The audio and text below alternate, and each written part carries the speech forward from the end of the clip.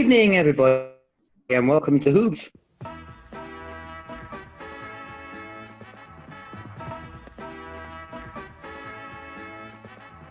We are going to regale you with the Ribos operation, which was the first story of season 16, which began the story arc, The Key to Time. We'll start tonight with Lee. Lee, what are your thoughts on the Ribos operation? Right, the Ribos operation. As you said, it was the opener of the Key to Town season. For me, it's not the best of the season, but it's not the worst, personally. Written by Robert Holmes, excellent writer. And it was Mary Tamm's debut as Romana. I'm not going to attempt the full name, but her debut, wasn't she wonderful? You know, that white, fair, and she just knocked me out as soon as I saw her. She was brilliant as Romana. And Tom Baker, at his funniest, and you can't knock Tom Baker. But for me, what stole the show was Ian Cuthbertson as Garon. What a brilliant actor he was. It just makes me wonder, you know, Robert Holmes, when he was writing The Mysterious Planet, was he going to bring Garon back? Because Sablon Glitz is Garon by any other name, really. So maybe the actor wasn't available. I don't know if that was going to happen, but I'd have liked seeing Garon come back. Yeah, the Graf Vindicare. It's a bit overacting, but what do villains do? They overact. And that was a good villain. The Shrivenzal. Yes. It's on par with the Maker, I think. It was very, very poorly done, the Shrivenzal. I don't think I'll go down that route with the Shrivenzal. That's all I'm going to say about that. But story-wise, yeah, I enjoyed it for a four-parter. It was a good, the operation was a theft con thing. Yeah, I can't knock it. It's not a bad story, but it's not the worst for me. And we also get the introduction of the Guardians as well, which they do return later on down the line, but very, very good characters, the Guardian. Yeah, it's very, very good. He was a very good actor. But yeah, for me, the story was okay. It was an okay story. So I'm going to give it a 7.5 out of 10. Okay, so we have a 7.5 from the north of England. Let's whiz on to Jason, our local Jedi Knight. I know you've had time to watch it. Did you enjoy it? What are your thoughts? Oh, I definitely enjoyed the story. I mean, definitely a great introduction with the White Guardian and the Black Guardian, also having Ramona introduced. I mean, seeing how beautiful as a companion as a Time Lord she is. The story was definitely very interesting. Had some funny moments, I would say. Definitely something I quite enjoyed. I mean, second time I ended up watching it, enjoyed each episode of it. Felt like watching like a medieval from a futuristic kind of time. And I mean, the characters are great. I mean, there were probably maybe a few bit dull characters, but the story did work out great in my opinion on it. I mean, and especially with Lee talk about Galen, that part I do agree about the part where I feel like they replaced them with Glitz. In a way, it feels like Galen, Glitz, and Dorian feel like they were like nearly the same type of people, like with the whole item situation, stealing and dealing and all that stuff. And I mean, this story was definitely brilliant. In my opinion, I gave it to like a 9.5 and 10. I was not bored at all. And I guess that's pretty much one of Tom Baker's best stories, in my opinion. But yeah, I definitely quite enjoyed it. Okay, Jason, lovely. So, 9.5. Well, that's definitely got the Jedi seal of approval. Okay, then, Jason the Jedi, a 9.5. So, the Jedi Knight, we go to the library. Please, can we have silence in the library as we go over to Harry? Thank you very kindly, Beefdad. Well, admit, I enjoy it. But then Tom Baker was my doctor. He was the one that got me hooked on the show. So this is my idea of how you want to start off a season with a quest. And I think that a lot of the producers and such of the new version of Doctor Who's going on could take a step back and take a look at how this whole season arc was run. This is the way you should do it. You're going to do a theme season. Set it up at the beginning with the first story. Introduce the theme. Introduce your players. Give them their quest. Explain to them why this is needed. Explain to them what your adversary is going to be throwing at you. Tamm's on top of his game. It's like you're seeing a master chess player going at it. Mary Tamm's Romana, though, she just comes across to me, and this is just my point of view, she comes across as a young student who thinks, oh, well, few weeks off, take this tour, help out Vic, go back home, turn in the credits, be that much better. She doesn't realize this is going to be a life-changing event for her. Our players on Ribos, well done. The whole scenario. Robert Holmes, what can I say? If Bob Holmes is on his game, Robert Holmes could come up with some great stuff. And Ribos is no problem with that. I gave the story an 8. As far as the book, our novelization, done by the late Ian Marter. Ian, I'd say it, Ian, when he is this one of the few times that Ian did not hit the ball out of the park. It doesn't work as well as some of his other works, like Earthshock or Reign of Terror.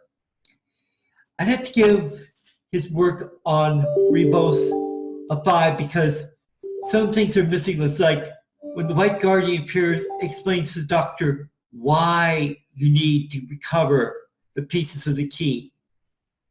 And when the Doctor mentions, oh, I could always decline, and the White Guardian mentions, I can just ensure that you'll be staying here forever, Ian just drops that whole sequence out of the book, which is one of the reasons the book gets such a low mark for me.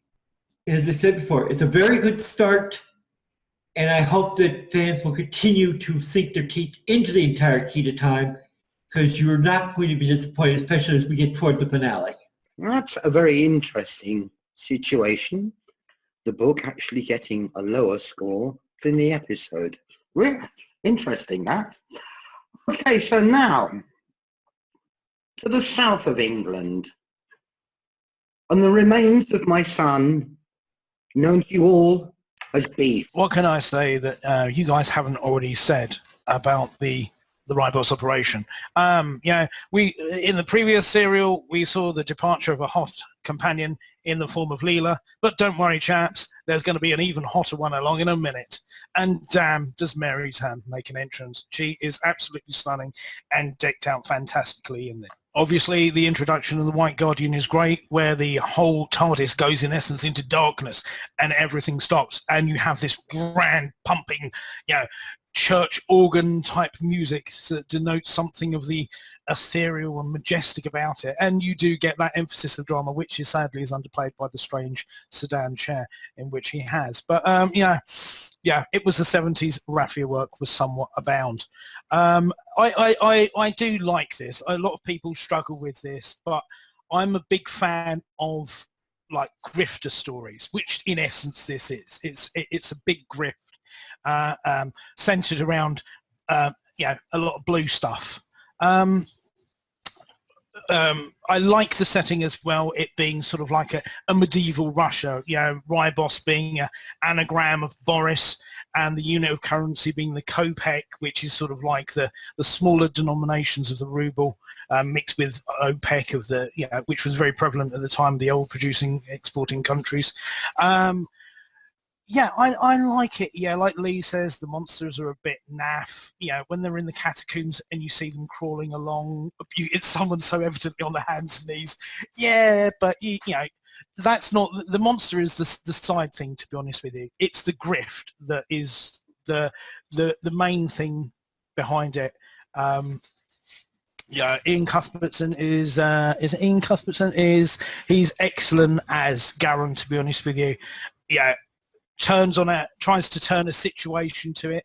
The change in his face, where the idea of trying to sell the map by Unstoff, he sort of over-eggs it, trying to get that extra few bob. There's the comedy play between the two of them is quite good. I do like the payoff at the end where there's the little sleight of hand between it. You've got one guy and his companion, and the Doctor and his companion, and they're both sort of like, no, you were good. No, you were good. There's a bit of self-congratulatory, business going on there. The maniacal, general, who's by the end of it is completely delusional. Yes, he does ham it up like Lee says, but he's certainly overhammed by the Seeker, who is really, out of her tree. And she's the craziest soothsayer.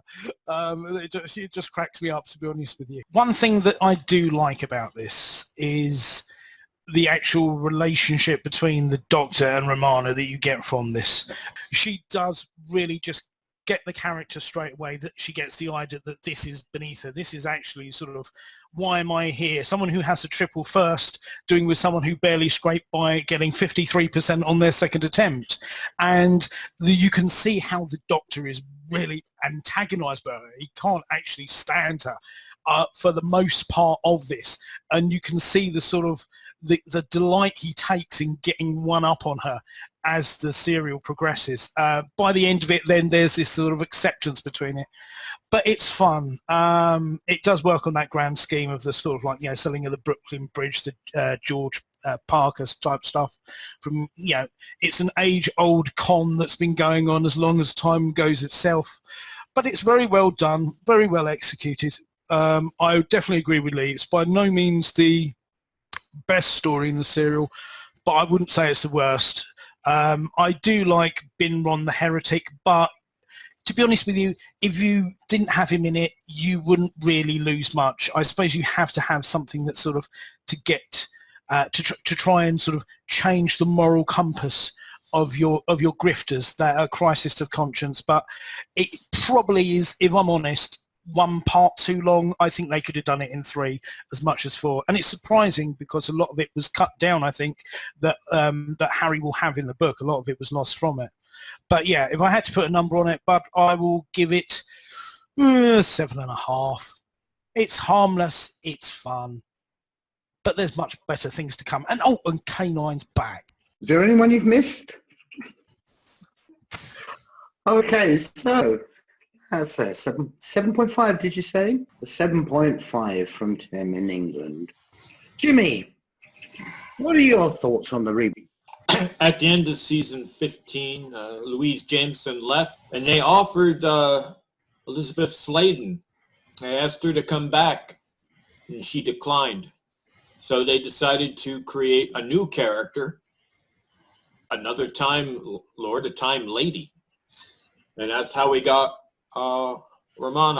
I haven't seen it in years, so I was surprised how funny it was. Just looking back on it, my memory, I remembered it as a tense drama. At least this one is funny. It's funny dialogue, funny direction. When Romana's first introduced and she tells the Doctor and K9, who are kneeling on the floor where she's from, they both crawl back as if in awe. That's funny direction. So the script had this great dialogue throughout all 4 parts. The dialogue was terrific. The script was terrific. The direction was terrific. And Romana did come across as someone who was a bit posh, looking down on everyone, looking down on the Doctor. The Doctor's attempts trying to impress her didn't work. She just didn't care. But I think in this one, that was her character. And her character was uppity. And to give a bit of tension between the companion and the Doctor. The con man reminded me of a lot of Stephen Fry. His mannerisms, his voice, the way he expressed himself. And I actually enjoyed that. So overall, I would give this episode a 9 out of 10. Here we are, a 9 out of 10, which is pretty high praise from a published author. magnificent bastard, I read your book! Nah, for myself, yeah, I enjoyed this. I hadn't seen it since it was first aired. I always thought to myself at the time that Romana's clothes were singularly inappropriate for what she was having to do. Sorry, but a bunch of feathers and a little bit of netting really doesn't do it for me when there's practically a blizzard blowing. And she's standing there in what is basically a feathered negligee. Totally inappropriate. I disagree with Beef on Binro. I thought Binro was a little bit of magic. He worked really, really well. He was the one who took them down into the catacombs. He was necessary as a character for the story because nobody else would have known where the catacombs were. So it was necessary to have someone who knew where the catacombs were and who then took them down and basically got killed, which was a bit sad. I loved the creatures. They caused so much hilarity amongst the kids at the time. They just loved, everybody wanted one. They said, we've got a dog, we've got a cat, I'd rather have one of them. Tom Baker, the magic bit where Romana first introduces herself. Said, what's your name again? And she comes out with the whole name. And he said, I could call you Romana. And she looks a bit disgusted at that. And then he said, oh, Fred. And you just don't get that sort of funny stuff anymore. It's really very basically hysterical. Unstoff, the assistant to Ian Cuthbertson, played by Nigel Plaskett, was absolutely brilliant. He was the perfect foil for him, and they worked as a double act together brilliantly. And well, Graflinder was totally and completely over the top. In fact, an awful lot of the supporting characters, and I'm sure it was directed this way, were completely over the top. It was wonderful. It was just so much fun to watch. So for me, it gets a 9. And now we'll throw the floor open if anybody's got any extra bits and pieces they want to throw in. There is some bad direction in this right at the beginning. If you notice the dog bite on Tom Baker's top lip. For me, if I was the director, I'd have filmed him from the other side, to be honest, because it was so... You could see it standing out so much, and then it disappears in the scenes further along the episodes. So all the director had to do was film Tom Baker from the other side, and he wouldn't have seen it. Well, you don't know what had happened to him before anyway. That could have happened on the way there. No, but it did though, didn't it? Because it supposedly happened in the Pirate Planet, because they're rotating in the Pirate Planet, which is the following story. So, you see, everything was filmed out of order, but he was feeding a dog in a pub, someone's dog, and he gave him a sausage and he bit his lip. No wonder I'm a vegetarian. But I'll say the characters of the Guardians are brilliant. I mean, it's a shame that they wasn't in the show more often, but they do come back in the Big Finish audios with some well-known names playing them. So, and one of them is a Troughton. Beef, anything extra? No, aside from that, to be honest with you, I like to sometimes watch old episodes of Doctor Who and try and draw a parallel to modern day movies and wonder a little bit in the back of my mind whether they take inspiration for it. And I do wonder whether a certain degree of Avatar, trying to strip mine a backwards planet or a less evolved planet for a very expensive rare mineral and everything like that to manipulate the situation for your own gain with a crazy militaristic leader. You could say, Doctor Who did it first again. Sod Avatar, perhaps one of the biggest grossing movies of all time. You should be watching the Ribos operation. It takes a lot less time and it's a lot more fun. Yes, I understand that. Yeah, and one of the funniest scenes in Doctor Who is where the Graf Vindicator slaps the Doctor across the face with a glove. And what does Tom do? Take the glove off him and slap him back. Dare you touch me? Was that scripted? I don't know. Knowing Tom Baker, most probably not. Yeah, Brilliant certainly some magic moments in this one. All right. Okay. Well, I'd like to thank everybody for being here. And thank you for putting up with me as host at short notice. We're also available on lots and lots of media, Twitter, on the Whovians _podcast, and Facebook, Google Plus, and on the downstairs. We love comments. yes, I was going to get to that. So if you enjoyed this, down below, you can like, comment, share it with your friends, annoy your parents. So thank you very much.